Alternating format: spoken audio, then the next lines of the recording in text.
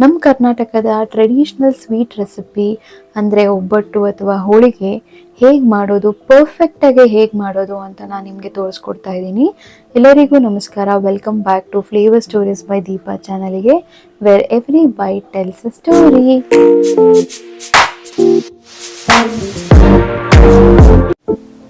ಬೇಳೆ ಒಬ್ಬಟ್ಟು ಮಾಡೋಕ್ಕೆ ನಾನಿಲ್ಲಿ 1 ಗ್ಲಾಸ್ ಅಷ್ಟು ತೊಗರಿಬೇಳೆ ತೊಗೊಂಡಿದ್ದೀನಿ. ಕಡಲೆಬೇಳೆ ಕೂಡ ಬಳಸ್ಬೋದು.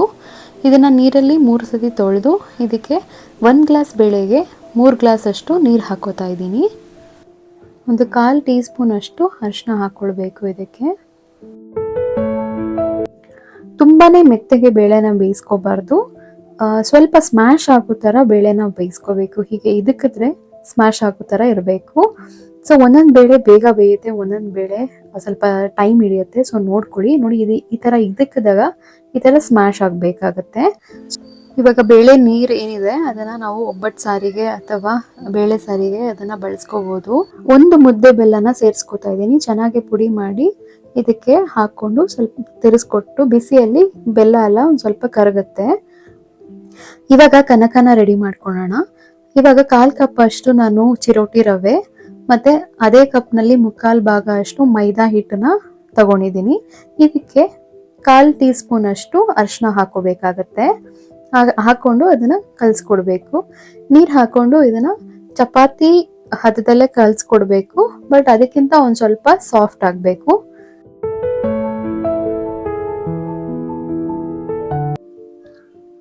ಎರಡು ಟೇಬಲ್ ಸ್ಪೂನ್ ಅಷ್ಟು ಎಣ್ಣೆ ಹಾಕಿ ಮತ್ತೆ ಅದನ್ನ ಕಲ್ಸ್ಕೊಡ್ಬೇಕು. ಎಣ್ಣೆ ಎಲ್ಲ ಅಬ್ಸರ್ವ್ ಆಗುತ್ತೆ ನೀವು ಈ ತರ ಕಲ್ಸ್ಕೊಡ್ತಿದ್ದಾಗ. ಇನ್ನೊಂದ್ 2 ಸತಿ ಎಣ್ಣೆ ಹಾಕಿ ಮತ್ತೆ ಕಲ್ಸ್ಕೊಡ್ಬೇಕು. ಇದು ಸಾಫ್ಟ್ ಆಗಿ ಆಗ್ಬೇಕು. ಸೊ ಅವಾಗ ಚೆನ್ನಾಗಿ ಬರುತ್ತೆ. ಸೊ ಇವಾಗ ಒಂದು ಪ್ಲೇಟ್ ಮುಚ್ಚಿಡಿ. 1 ಅವರ್ ಅಷ್ಟು ಇದನ್ನ ನೆನೆಯಕ್ಕೆ ಬಿಡಬೇಕು. 4 ಏಲಕ್ಕಿನ ಹಾಕೋತಾ ಇದ್ದೀನಿ. ಇದನ್ನ ಪುಡಿ ಮಾಡಿ ಹಾಕೋಬೇಕು. ಸಪೋಸ್ ನೀವೇನಾದ್ರೂ ಏಲಕ್ಕಿ ಪೌಡರ್ ಯೂಸ್ ಮಾಡ್ತಾ ಇದ್ರೆ ಅದು 1/4 ಟೇಬಲ್ ಸ್ಪೂನ್ ಅಷ್ಟು ಹಾಕೋಬಹುದು. ಬೇಳೆನ ಮಿಕ್ಸಿಗೆ ಹಾಕೊಂಡು ರುಬ್ಕೋಬೇಕಾಗತ್ತೆ. ಸೊ ಸಾಫ್ಟ್ ಆಗಿ ರುಬ್ಕೋಬೇಕಾಗತ್ತೆ. ನೋಡಿ, ಈ ತರ ಪರ್ಫೆಕ್ಟ್ ಆಗಿ ಹೂರ್ಣ ರೆಡಿ ಆಗಿದೆ. ಬೇಳೆ ಏನಾದರೂ ತುಂಬ ಸಾಫ್ಟ್ ಆಗಿ ನೀರ್ ತರ ಆಗಿದ್ರೆ ಅವಾಗ ಗ್ಯಾಸ್ ಮೇಲೆ ಸ್ವಲ್ಪ ಹೊತ್ತು ಬಾಡಿಸ್ಕೊಡ್ಬೇಕಾಗತ್ತೆ. ಆವಾಗ ಬೇಳೆ ಒಂದು ಸ್ವಲ್ಪ ಗಟ್ಟಿ ಆಗುತ್ತೆ. ಇಲ್ಲ ಅಂದ್ರೆ ಅದಕ್ಕೆ ತೆಂಗಿನಕಾಯಿ ಹಾಕಿ ಕೂಡ ಬಾಡಿಸ್ಕೊಡ್ಬೋದು. ಪ್ಲಾಸ್ಟಿಕ್ ಕವರ್ನ ಬಳಸ್ತಾ ಇದ್ದೀನಿ ಒಬ್ಬಟ್ಟನ್ನ ತಟ್ಟಕ್ಕೆ. ಬಾಳೆಕಾಯಿ ಎಲೆ ಇದ್ರೂ ಚೆನ್ನಾಗಿರುತ್ತೆ ಒಬ್ಬಟ್ಟನ್ನ ತಟ್ಟಕ್ಕೆ. ಸೊ ನಂಗೆ ಸಿಗ್ಲಿಲ್ಲ, ಸೊ ನಾನು ಇದನ್ನ ಯೂಸ್ ಮಾಡ್ತಾ ಇದ್ದೀನಿ. ಸೊ ಇವಾಗ ಸ್ವಲ್ಪ ಕನಕ ತಗೊಂಡು ಅದಕ್ಕೆ ಸ್ವಲ್ಪ ಹೂರ್ಣ ಹಾಕಿ ನೀಟಾಗಿ ಕ್ಲೋಸ್ ಮಾಡಿ ಅದನ್ನು ಕೈಯಲ್ಲಿ ತಟ್ಬೋದು. ಸೊ ಕೈಯಲ್ಲಿ ತಟ್ಟಿದಾಗ ಒಂದು ಸ್ವಲ್ಪ ದಪ್ಪ ಬರುತ್ತೆ.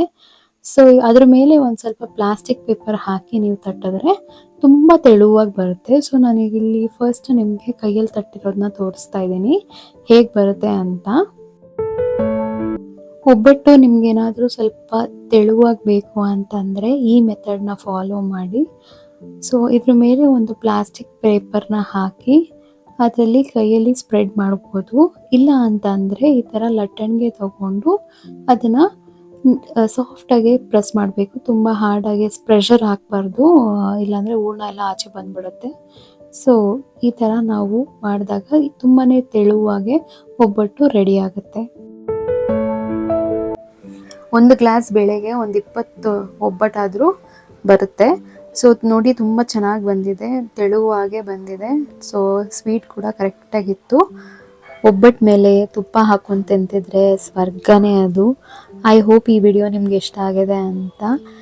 ನೀವೇನಾದರೂ ಫಸ್ಟ್ ಟೈಮ್ ನನ್ನ ಚಾನಲ್ನ ನೋಡ್ತಿದ್ರೆ ಸಬ್ಸ್ಕ್ರೈಬ್ ಮಾಡ್ಕೊಳ್ಳಿ. ಹಾಗೂ ನಿಮ್ಮ ಫ್ಯಾಮ್ಲಿ ಫ್ರೆಂಡ್ಸಿಗೆ ಈ ವಿಡಿಯೋನ ಶೇರ್ ಮಾಡಿ.